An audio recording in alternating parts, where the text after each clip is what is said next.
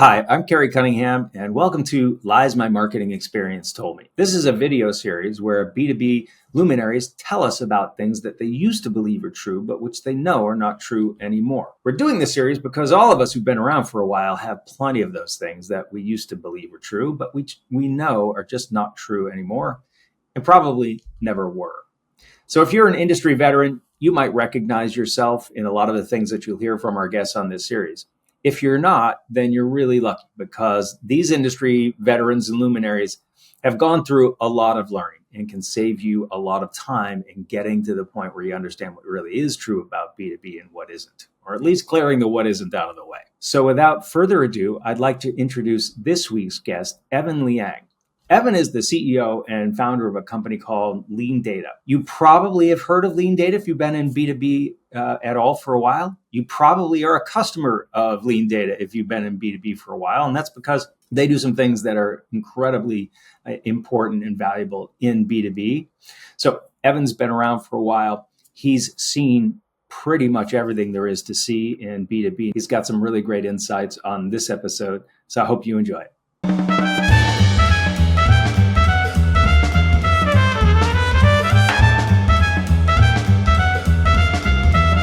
Hey, Evan, good to see you. Thanks for joining me on Lies My Marketing Experience Told Me. And if you could just introduce yourself for a minute and then we'll get to your lie.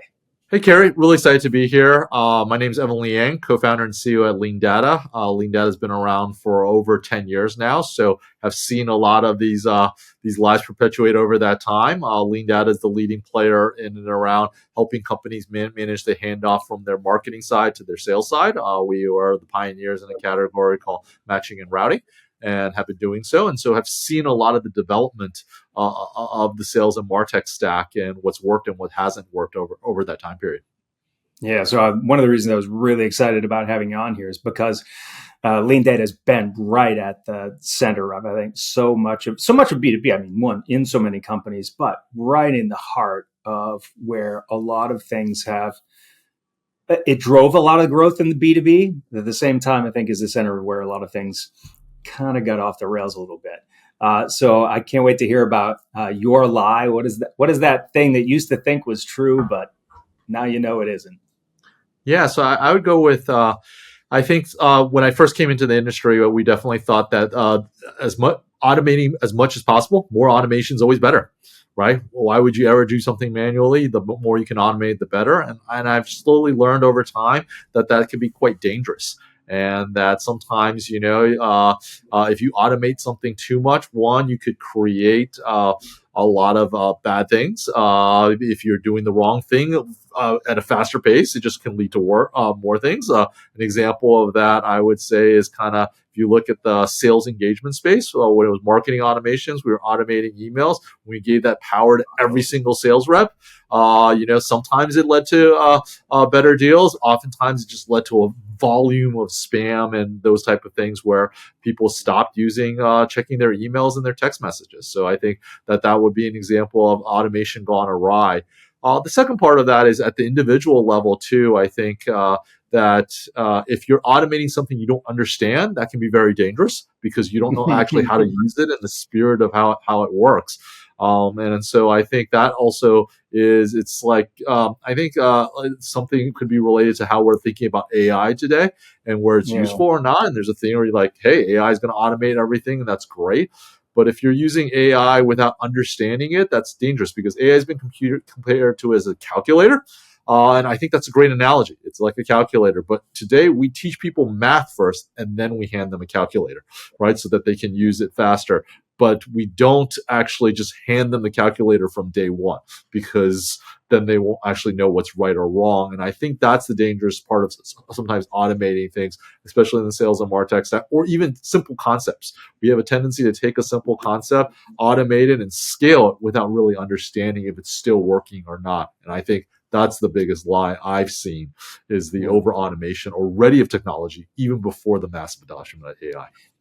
I think that's such a hugely important point to make right now, because as you point out, we are on the cusp of automating the heck out of everything. And it seems to me like a lot of what's about to be automated, it should not even be happening at all. And as you point out, with a lot of the things that we've automated now should not be happening at all.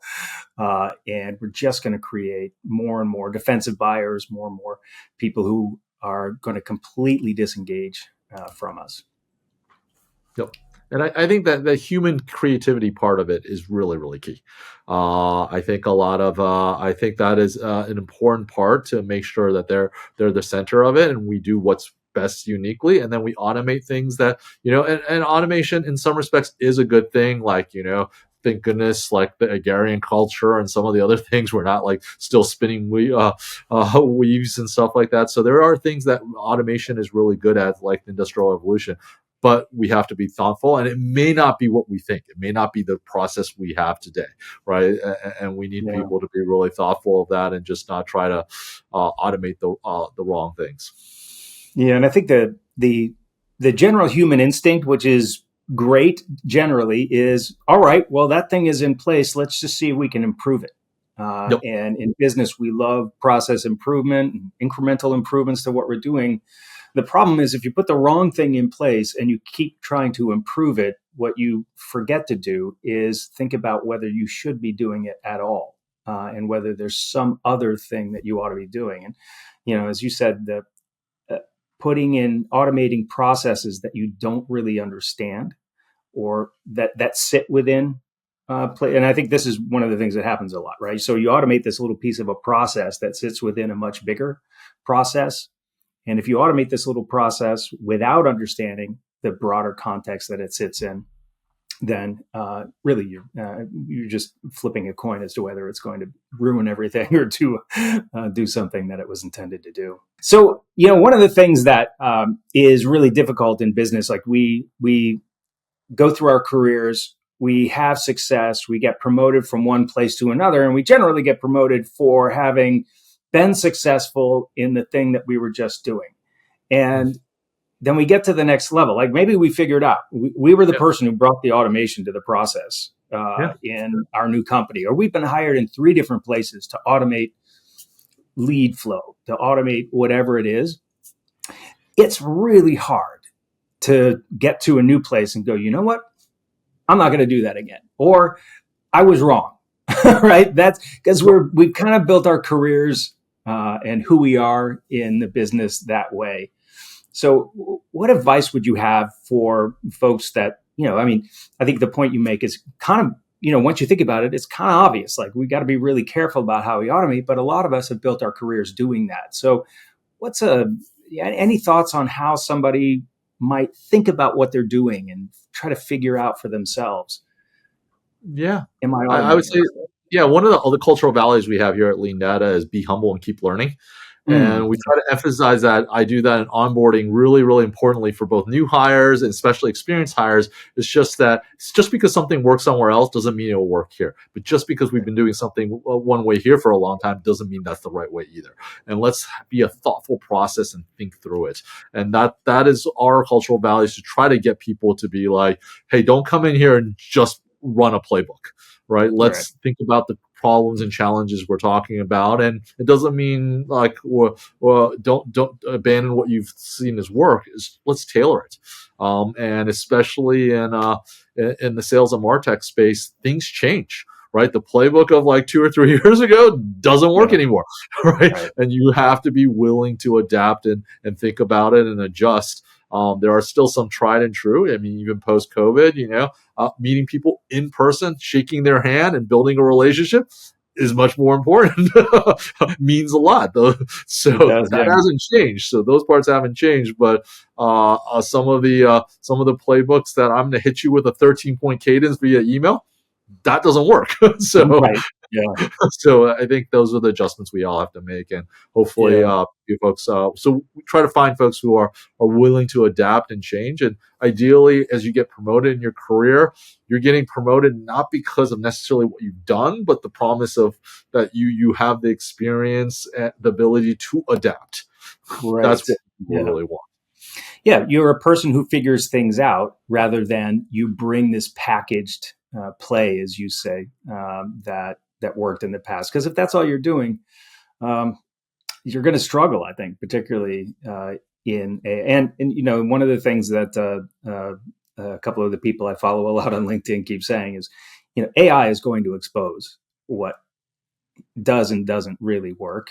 And I think we all have to be ready for some disruption of what we're doing, or a lot of disruption of what we're doing. And for me, self disruption is always a lot less painful than having somebody else do it for me. Yeah. Right. Uh, And I think hopefully as you mentioned, the key first thing is to be able to admit when you're wrong. yeah. Right. Yeah, 100%.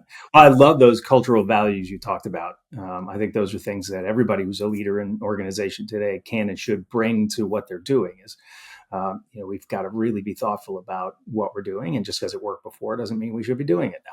But just because it seems to be working now doesn't actually mean sometimes that it is. Yep. It might be serving short-term goals, but not longer-term ones. My thanks again to Evan Liang for taking the time to talk to us about the lies that he's learned from in his career.